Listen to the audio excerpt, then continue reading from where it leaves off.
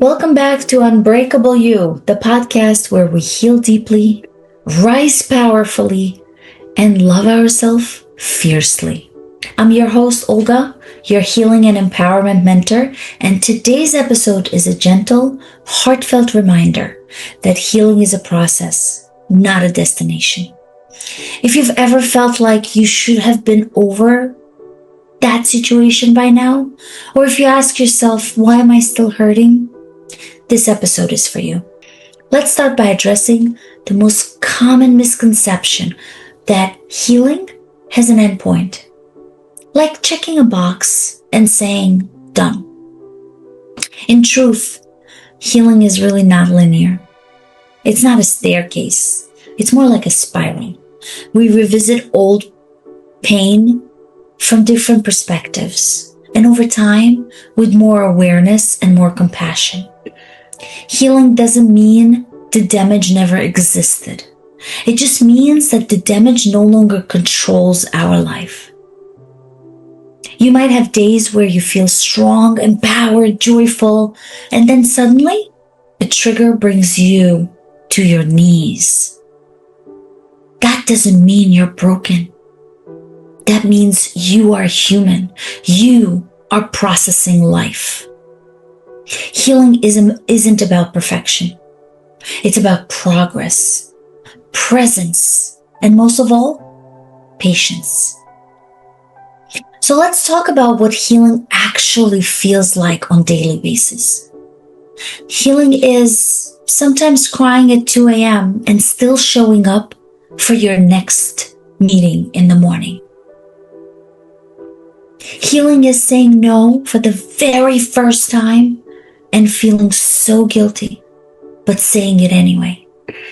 Healing is unfollowing people that make you question your worth. Going to therapy even when you're exhausted. Healing could be journaling, meditating, praying, screaming, dancing, walking. And it could also be forgiving yourself again and again. It's okay to be a work in progress.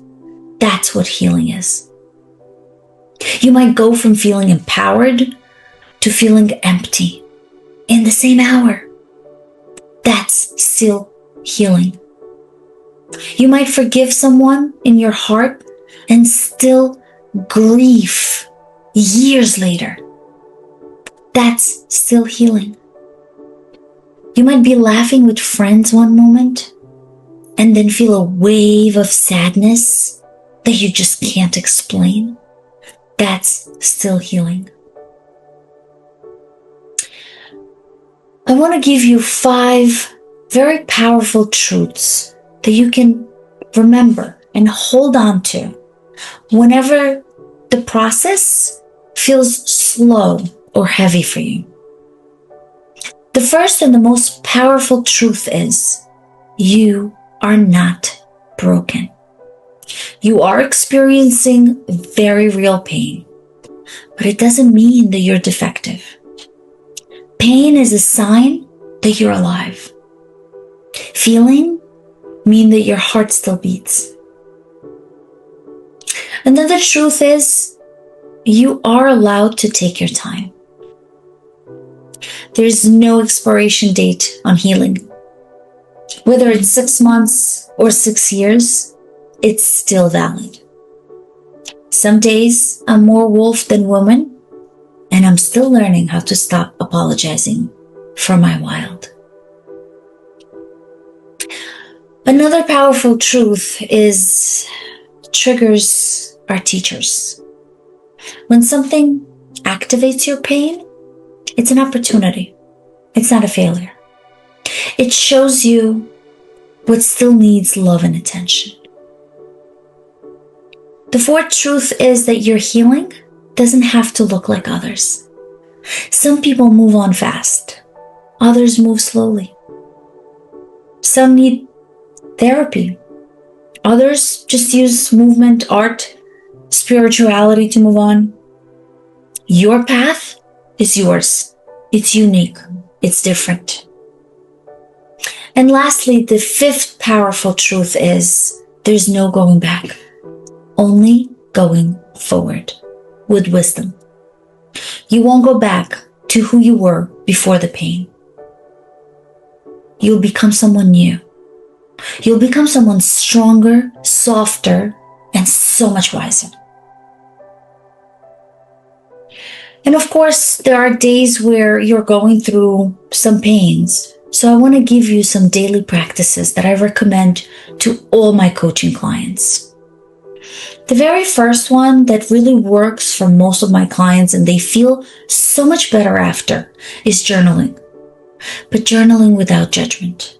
Take a piece of paper and just write down your feelings, your grief, your rage, your hope. Don't filter it. Let it move through you. Spill your heart on paper. Another practical something that you can do, name what you feel. Our brain doesn't always know what we feel. We know we feel something, but it's hard for us to know exactly what it is. So practice the emotional vocabulary so you can name the feeling exactly the way it is. I feel abandoned. I feel dismissed. I feel numb. I feel angry. I feel anxious. I feel upset. Name it, because naming is the first step of healing.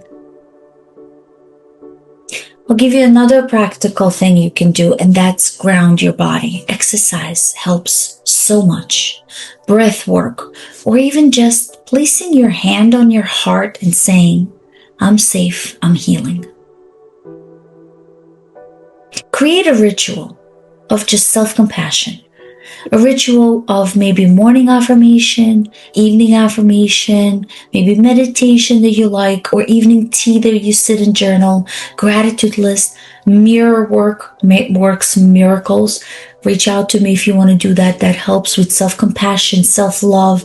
These rituals rewire your brain for safety and, of course, for self-love. And finally, ask for support. Whether it's therapy, a coach, a trusted friend, you are not meant to do this alone. Healing happens in connection. Don't torture yourself. Reach out, speak to someone. Many of us say we want to heal, but the reality is that we're terrified of what we'll find out. Sometimes we cling to the pain because it's so familiar. We fear letting go of that identity that we created around our hurt. Who am I if I'm not the betrayed one? Who am I without this sadness? But you are so much more than what happened to you. Healing will strip away the pain, but it would reveal the power that you have underneath it. You don't need to know exactly where you're going. You just need to keep walking. And just because no one else can heal or do the inner work for you, doesn't mean you can, should, or need to do this alone. I also want to reframe for you, what if healing is your becoming? What if healing isn't about just fixing yourself, but actually reminding who you were before the world taught you to hate yourself? What if healing is becoming, softening, strengthening, and rising?